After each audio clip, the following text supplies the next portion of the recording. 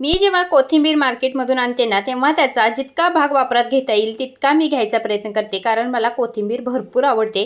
तर इथे मूग डाळ 2 तास भिजत ठेवली होती. अर्धा भाग मी मिक्सरच्या भांड्यामध्ये घेतला. याच्यामध्ये आलं, लसूण, हिरवी मिरची घातली. पाणी न घालता हे वाटून घेतलं. आता कोथिंबीरचे कोवळे देठ कट करून ते पण मिक्सरच्या भांड्यात घेतले.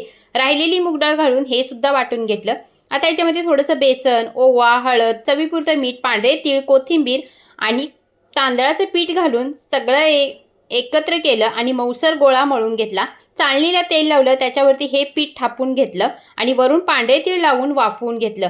गार झाल्यानंतर याच्या वड्या कापायच्या आहेत आणि कुरकुरीत होईपर्यंत गरमागरम तेलामध्ये या वड्या आपल्याला तळून घ्यायच्या आहेत.